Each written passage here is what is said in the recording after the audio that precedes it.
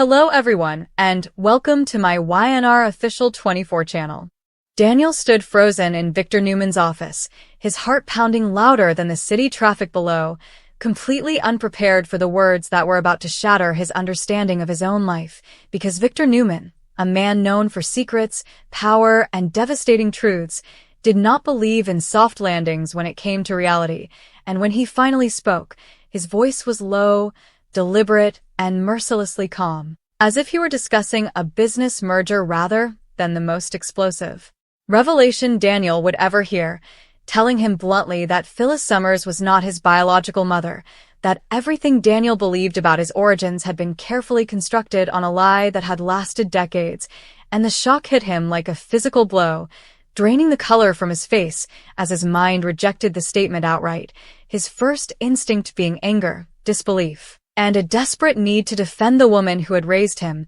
fought for him, and loved him fiercely. Yet Victor did not flinch, instead sliding a folder across the desk with the kind of confidence only a man who had verified every detail could possess, explaining that years ago, long before Daniel was old enough to question anything, Phyllis had made a choice driven by fear, ambition, and a desperate need to hold on to a life she believed was slipping through her fingers, a choice that involved a child that was not hers, a secret agreement, and a web of lies so intricate that even Jack Abbott had only suspected fragments of the truth. And as Daniel opened the folder with trembling hands, scanning documents, dates, and medical records that made his stomach churn, memories he once treasured began twisting into something dark and unfamiliar, moments with Phyllis replaying in his mind with an unbearable new lens, her overprotectiveness no longer feeling like simple maternal instinct, but something closer to possession. Her panic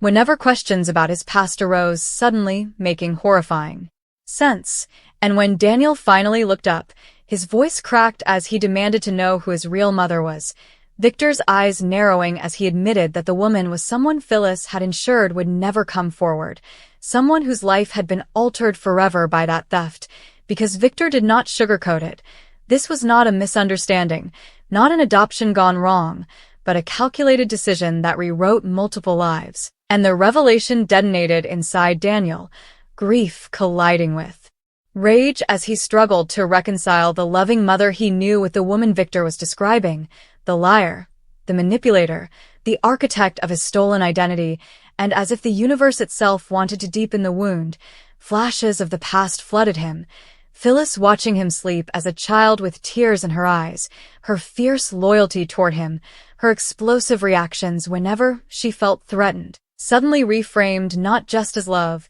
but as fear of exposure, and Daniel staggered back, overwhelmed, whispering that none of it could be real, that Phyllis would never do something so cruel. Yet Victor calmly reminded him that cruelty often hides behind desperation, especially in Genoa City, where survival frequently trumps morality, and as Daniel's disbelief fractured, another realization struck him with terrifying clarity. His entire sense of self was built on a false foundation, his bloodline, his medical history, his place in this tangled web of families all suddenly uncertain, and when he left Victor's office, his legs barely able to carry him, the world outside felt distorted, as if everyone he passed might know the truth he had only just learned, and when he confronted Phyllis later that night, the tension was suffocating, her face lighting up with relief at seeing him until she noticed the look in his eyes, the betrayal, the devastation, the silent accusation that told her instantly that the secret she had buried was clawing its way to the surface,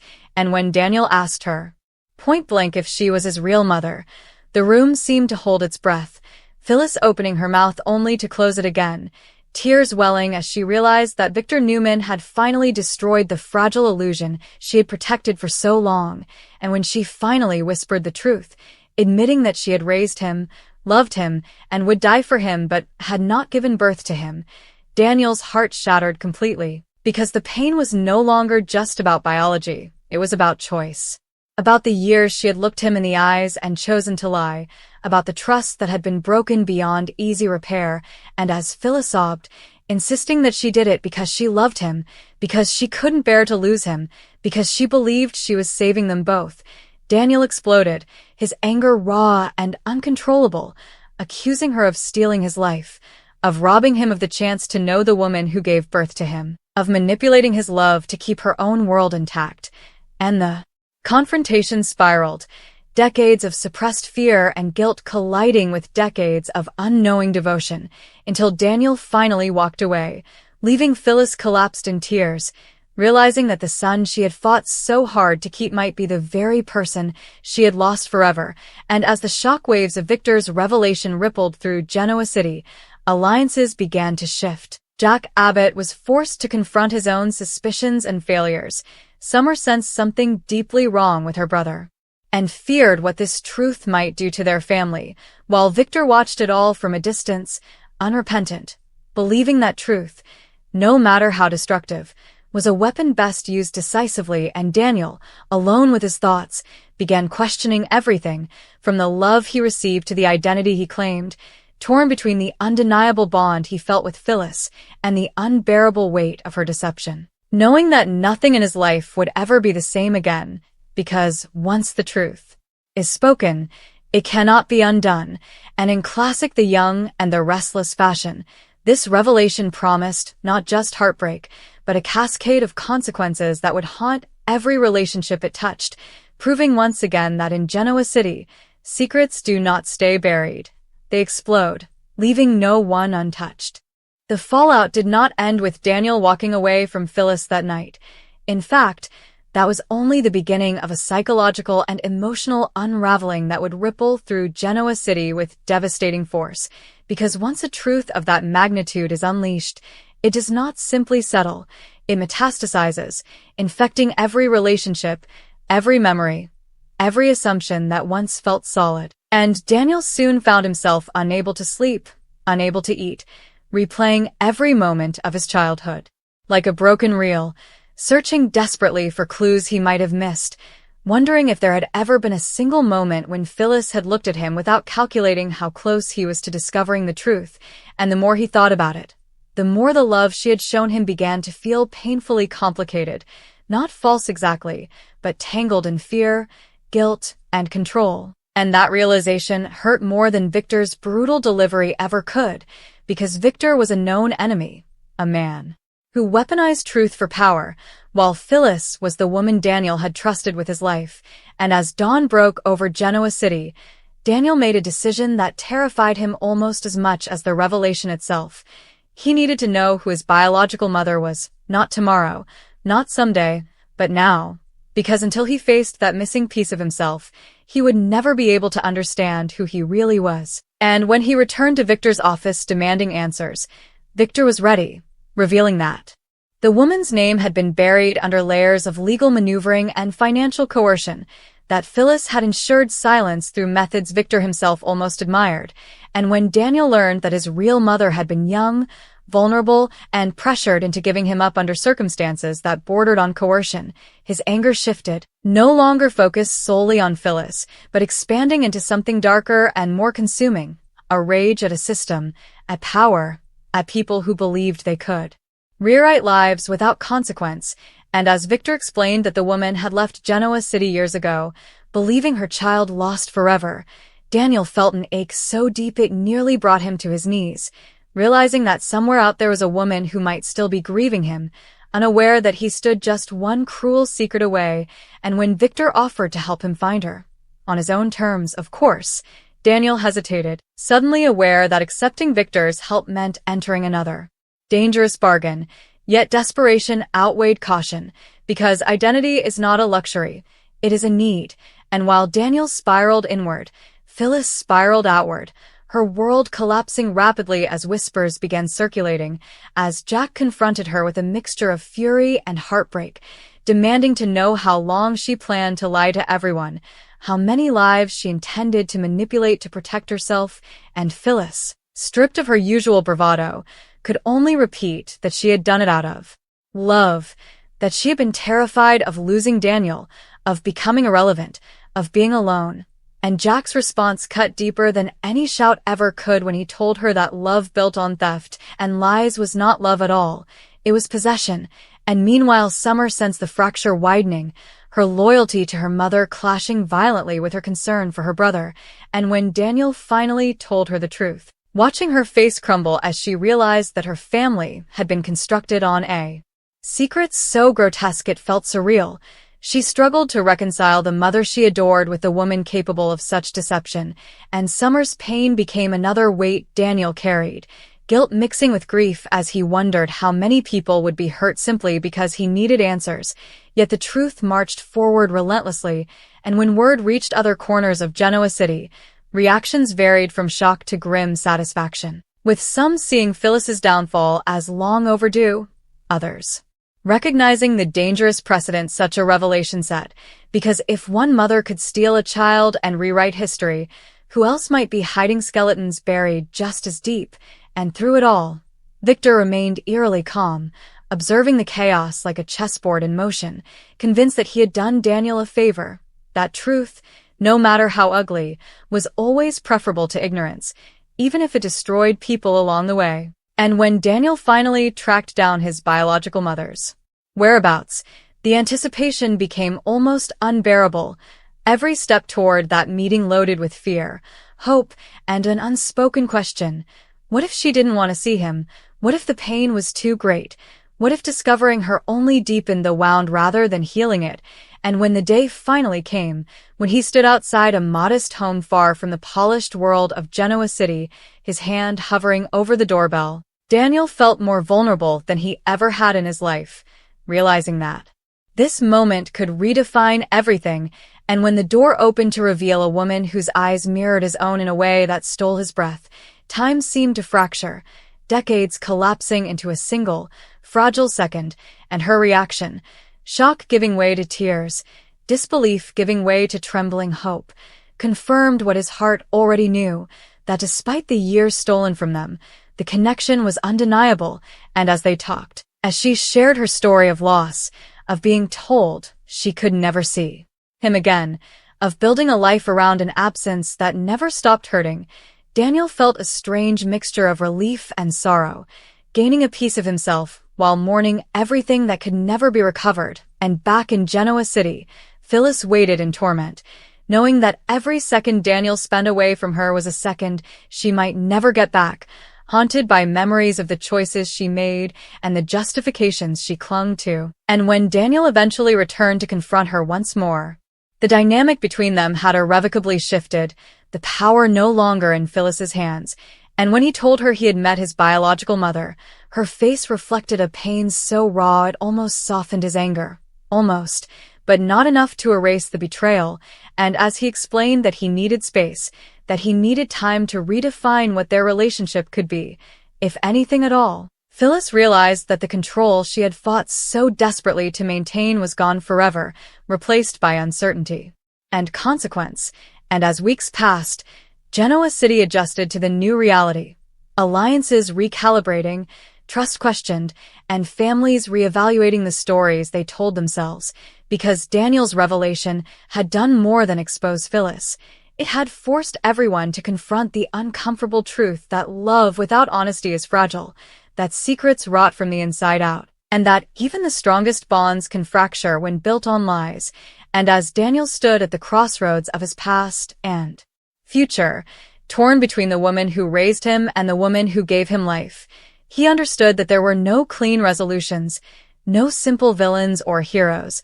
only people making choices and living with the fallout. And in true the young and the restless fashion, the question was no longer just who Daniel's mother really was, but whether forgiveness was possible after a truth so devastating, and whether Genoa City would ever be the same now that one of its darkest secrets had finally been dragged into the light. As time continued to pass, the emotional aftershocks of the revelation refused to fade, instead deepening into something heavier and more complex, because Daniel was no longer just reacting to a secret, he was living inside its consequences, waking each morning with the same disorienting realization that the woman who tucked him in at night, defended him fiercely, and shaped his identity was not the woman who had given him life, and that truth clung to him like a second skin, impossible to ignore, impossible to fully accept. And every interaction in Genoa City now felt altered, as if people were looking at him differently,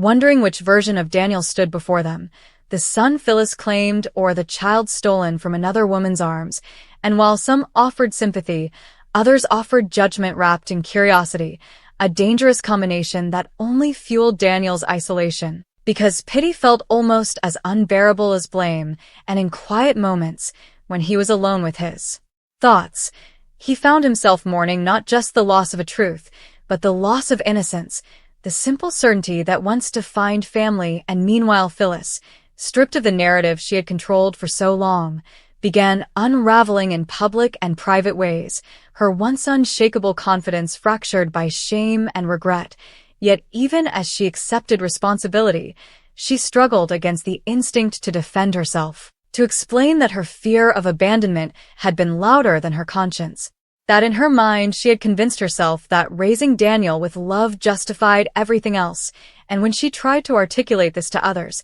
including Jack, the words rang hollow, because intention could not erase impact, and Jack, torn between residual affection and moral outrage, became a reluctant witness to Phyllis's collapse, recognizing that while she had caused irreparable harm, she was also paying a price that might never fully be collected. And Summer, caught between loyalty and truth, tried desperately to become a bridge between her brother and her mother, urging Daniel not to let anger erase the years of genuine love they had shared, while also urging Phyllis to stop centering her own pain and finally listen to the damage she had caused. And this fragile mediation only highlighted how fractured the family truly was, because there were no words capable of restoring what had been lost. And as Daniel continued forming a tentative relationship with his biological mother, he experienced emotions he never expected: joy shadowed by grief, connection tempered by resentment toward fate itself,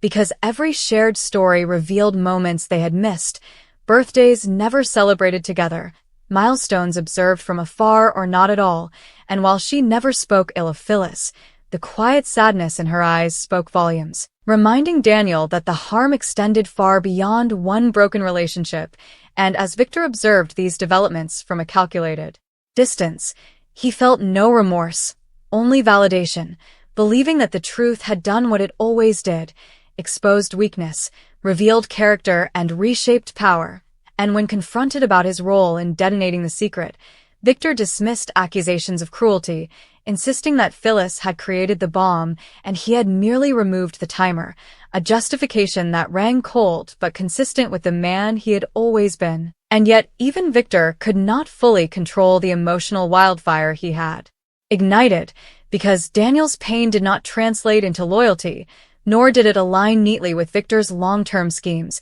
proving that even the most strategic truths carry consequences no one can fully predict. And as the months wore on, Daniel reached a crossroads, realizing that holding on to pure anger was exhausting, that hatred tethered him to the lie just as tightly as denial once had. And though forgiveness felt premature, even impossible, he began to consider whether coexistence with the truth might be the only way forward. And in a quiet, understated moment, he agreed to meet Phyllis again, not to absolve her, not to reconcile, but to redefine boundaries, to reclaim control of his own narrative. And when they sat across from each other, stripped of illusions and defensiveness, the silence between them was heavy yet strangely honest, and Daniel told her that while she would always be part of his story, she could no longer be the author of it, that love did not grant ownership, and that rebuilding anything between them would require patience, humility, and acceptance of uncertainty,